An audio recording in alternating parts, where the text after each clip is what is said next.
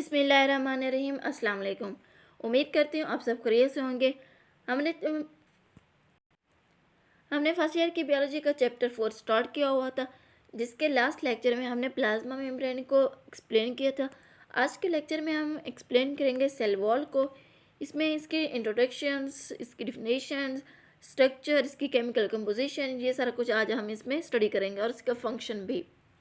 First of all हम इसके introduction देख लेते हैं। जैसा कि जितने भी लिविंग ऑर्गेनिजम्स हैं जिनके अंदर सेल वॉल मौजूद होती है, उसमें ये रिप्रोडक्शन हो गया, मेटाबॉलिज्म, एक्सक्रीशन, ये सारी कुछ सेल वॉल के ज़रिए से होती है। और ये जो सेल वॉल है ना, इसके अंदर ऑर्गेनेल्स प्रेजेंट होते हैं, जैसे कि mitochondria, nucleus, ribosomes, endoplasmic reticulum, ये सारा कुछ इस सेल वॉल के अंदर प्रेजेंट होते हैं। मतलब सेल वॉल ने उनको एक स्पेस दी हुई होती है ताकि वो वहाँ पे रह सकें।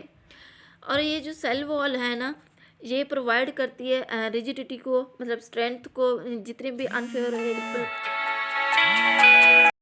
जब भी कोई अनफेवरेबल कंडीशंस आती है या अनफेवरेबल टेम्परेचर आता है, तो ये सेल वॉल क्या करती है, प्रोटेक्शन मुहैया करती है।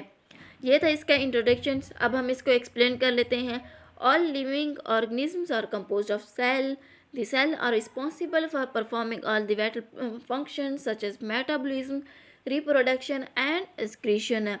The cell is composed of intracellular structures such as organelles. मतलब ये जो सेल वॉल है ना, इंट्रासेलुलर स्ट्रक्चर मतलब इसके अंदर जो अंदरूनी इसका जो स्ट्रक्चर है ना, उसके अंदर ऑर्गेनेल्स प्रेजेंट होती हैं। The cell membrane alone can not provide the required rigidity और स्ट्रेंथ। मतलब जैसे कि हमने पहले लेक्चर में कहा था, प्लाज्मा मेम्ब्रेन होगी या सेल मेम्ब्रेन, ये एक ही है। ये क्या करती है ना, तो ये प्रोवाइड करती है स्ट्रेंथ, ना ही रिजिडिटी। जबकि ये जो सेल वॉल है ना, ये स्ट्रेंथ प्रोवाइड करती है। अब हम इसके देख लेते हैं कि इसकी डिफिनेशन क्या है। The cell wall as a semi rigid thick protective structure that surround the cell membrane of some type of cell for protection and defining the shape of cell.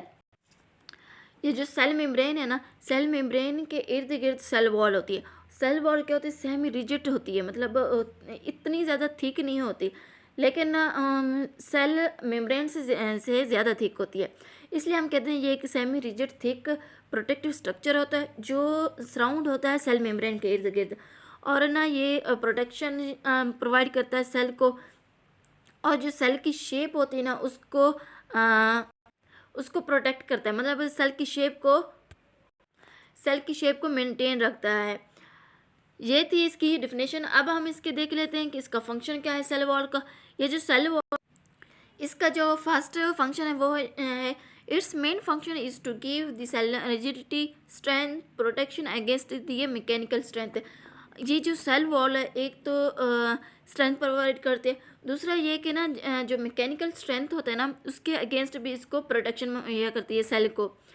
अगर हम इसके एग्जांपल हैं कि example of organism which the cell wall और मतलब जिन के अंदर cell wall present रहती है वो कौन कौन सी हैं, प्लांट्स, फंजाई, प्रोटिस्ट, ये जितने भी हैं इनके अंदर सेल वॉल मौजूद होती है। और कुछ बैक्टीरिया हैं, और जो प्रोटिस्ट है वो कौन कौन से हैं, पार्टिकुलर मोल्ड्स एंड एल्गी हो गए, इनके अंदर भी सेल वॉल।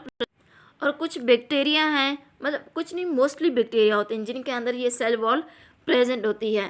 ये वो ऑर्गेनिजम्स हैं जिनके अंदर सेल वॉल प्रेजेंट होती है। अब इसका जो तीसरा फंक्शन है, in plants the cell wall account for plant turgidity. The cell wall protect the plant cell from bursting when too much water has enter the cell. ये जो सेल वॉल है ये ना प्रोटेक्ट करती है प्लांट्स में। मतलब इसका जो मेन रोल्स होता है ना, ये क्या करती है, प्रोटेक्शन करती है टर्जिडिटी को, ताकि प्लांट टर्जिट ना हो सके।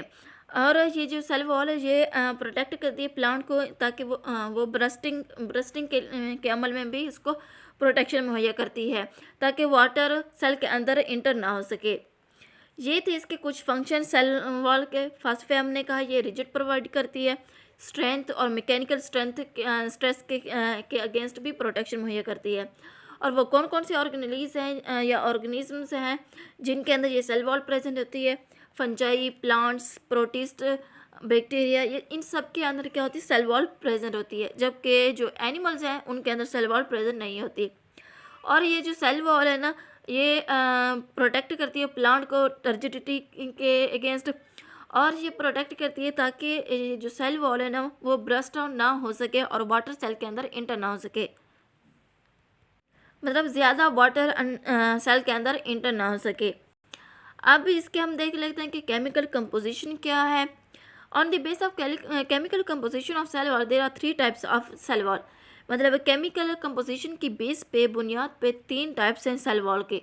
एक है बैक्टीरियल सेल वॉल, दूसरी है सेल वॉल ऑफ फंजाई, तीसरी है प्लांट सेल वॉल। जो बैक्टीरियल सेल वॉल है ये मिलकर बनी हुई है मैकोपेप्टाइड या रेमिक एसिड या और दूसरी जो फंजाई है ये मिलकर बनी हुई होती है कैटन के साथ, जबकि जो प्लांट की सेल वॉल है वो है सेलुलोज से मिलकर बनी हुई होती है। ये थी इसकी केमिकल कंपोजिशन। फर्स्ट पे हमने बैक्टीरिया सेल वॉल का कहा, दूसरे नंबर पे है फंजाई की सेल वॉल और तीसरे नंबर पे प्लांट सेल वॉल। नेक्स्ट हम इसकी देख लेते हैं कि लेयर कौन कौन सी पाई जाती हैं सेल वॉल के अंदर। फर्स्ट पे जो लेयर पाई जाती है वो है मिडल लमीला, सेकेंड पे प्राइमरी सेल वॉल, थर्ड पे सेकेंडरी सेल वॉल। अगर हम बात करें प्राइमरी सेल वॉल की, ये जो प्राइमरी सेल वॉल होती है, ये जो प्राइमरी सेल वॉल है हम इसको ट्रू सेल वॉल भी कहते हैं, और ये थिन और फ्लेक्सिबल लेयर होती है। First secreted by a young cell. और ये जो प्राइमरी सेल वॉल है ये प्रेजेंट होती है मिडल लमीला और सेकेंडरी सेल वॉल के दरमियान प्रेजेंट होती है। जैसा कि इस डायग्राम में भी आप देख सकते हैं, जो ऊपर ऊपर मिडल लमीला, नीचे नीचे क्या है प्लाज्मा मेम्ब्रेन, बीच में क्या है प्राइमरी सेल वॉल है, और प्लाज्मा मेम्ब्रेन के नीचे क्या होती है सेकेंडरी सेल वॉल। ये इसके इन दोनों के दरमियान में क्या प्रेजेंट है, प्राइमरी सेल वॉल प्रेजेंट है। अब हम देख लेते हैं कि मिडल लमीला क्या, ये प्रेजेंट होती है between primary wall of adjacent cell. मतलब ये प्राइमरी वॉल और सेकेंडरी वॉल इन दोनों के दरमियान में ये वॉल प्रेजेंट होती है। और ये मिडल लमीला जो वॉल होती है ना ये जोड़े रखती है प्राइमरी और सेकेंडरी वॉल को। और ये अगर हम इसकी बात करें कि इसकी स्ट्रक्चर की बात करें तो इसके अंदर ना ग्लू लाइक स्ट्रक्चर प्रेजेंट, मतलब इसके अंदर ग्लू प्रेजेंट होती है और ये स्टिकी होता है, जिसकी वजह से ये प्राइमरी और सेकेंडरी वॉल दोनों को मिला के रखता है। Between primary wall of adjacent cell thin layer rich in sticky polysaccharide या पेप्टन, मतलब इसके अंदर स्टिकी पॉलीस्क्राइड प्रेजेंट होता है और ग्लूज एडजेसेंट सेल टुगेदर, मतलब दोनों इस ग्लू की वजह से ही दो प्राइमरी और सेकेंडरी वॉल दोनों आपस में मिली हुई होती हैं। ये था मिडल लमीला। अब हम देख लेते हैं कि सेकेंडरी सेल वॉल क्या है। Between the plasma membrane and primary wall, मतलब प्लाज्मा मेम्ब्रेन और प्राइमरी वॉल के दरमियान जो वॉल प्रेजेंट होती है ना उसे हम क्या कहेंगे, सेकेंडरी सेल वॉल। जैसे कि हमने फर्स्ट डायग्राम में हम देखा था, ये देखा जो प्राइमरी सेल वॉल है और प्लाज्मा मेम्ब्रेन इनके दरमियान में क्या प्रेजेंट होती है, secondary cell. Between plasma membrane and the primary wall a strong and durable matrix often deposit in several limited layer for cell protection and support। ये जो है ना एक तो प्रोटेक्शन और सपोर्ट भी मुहैया करते हैं, और दूसरा ये कि ना ये जो सेकेंडरी सेल वॉल है ना ये किसी किसी लिविंग ऑर्गेनिजम्स के अंदर प्रेजेंट होती है और किसी के अंदर प्रेजेंट नहीं होती, जबकि जो प्राइमरी सेल वॉल है ना ये सब के अंदर मौजूद होती है, इसलिए हम इसको कहते हैं ये ट्रू सेल वॉल है, प्राइमरी सेल वॉल। अब हम देखते हैं इसका नेक्स्ट अब हम डिफरेंट देख लेते हैं प्राइमरी सेल वॉल और सेल मेम्ब्रेन का डिफरेंट क्या है। Difference between cell wall and cell membrane. Cell membrane की अगर हम बात करें तो जैसे कि मैंने पहले भी आपको कहा है सेल मेम्ब्रेन जस्ट प्लांट्स के अंदर मौजूद होती है, जबकि जो सेल मेम्ब्रेन है वो सब के अंदर मौजूद होती है। ये जो सेल वॉल है ये प्रेजेंट होती है next to the cell membrane, मतलब पहले सेल मेम्ब्रेन होती है उसके बाद सेल वॉल होती है। जो सेल मेम्ब्रेन है अगर हम सेल मेम्ब्रेन का देखें, a lipid bilayer surround the cell contact such as cytosol and organelles। ये जो लिपिड बाई लेयर है ना ये सराउंड करती है सेल के इर्द गिर्द, मतलब सराउंडिंग होती है सच एज जैसे कि साइटोसोल हो गया, ऑर्गेनेलीज, माइटोकॉन्ड्रिया, राइबोसोम, ये उन सब के अंदर मौजूद होती है। अगर हम इसकी ये देखें कि ये ये जो सेल वॉल है ना, इसके अंदर कौन कौन से कंपोनेंट होते हैं और इनके कंपोनेंट किसके ऊपर डिपेंड करते हैं। अगर हम इसके सेल वॉल के कंपोनेंट की बात करें तो इसके जो कंपोनेंट है ना वो स्पीशीज़ के ऊपर डिपेंड करते हैं। जबकि जो सेल मेम्ब्रेन है they made up of lipid bilayer, ये जो है ना लिपिड बाइलेयर से मिलकर बने होते हैं with the carbohydrate and lipoprotein, मतलब कार्बोहाइड्रेट हो गया, लिपोप्रोटीन हो गया, ये इनसे मिलकर बने होते हैं। जबकि जो इसके कंपोनेंट हैं ये स्पीशीज़ के ऊपर डिपेंड करते हैं। और ये जो सेल वॉल है ना, इसके अंदर रिसेप्टर सेल नहीं प्रेजेंट होते, जबकि जो सेल मेम्ब्रेन है इसके अंदर रिसेप्टर सेल मौजूद होते हैं। ये था इसके मेन डिफरेंस के सेल वॉल और सेल मेम्ब्रेन के दरमियान क्या डिफरेंस है। आज के लेक्चर में हमने सबसे पहले स्टडी किया था इसके इंट्रोडक्शंस को, उसके बाद हमने इसकी डिफिनेशंस, केमिकल कंपोजिशन की बुनियाद पे बेस पे हमने 3 टाइप्स को, बैक्टीरिया हो गया, फंजाई, प्लांट्स हो गए, इनको हमने एक्सप्लेन किया।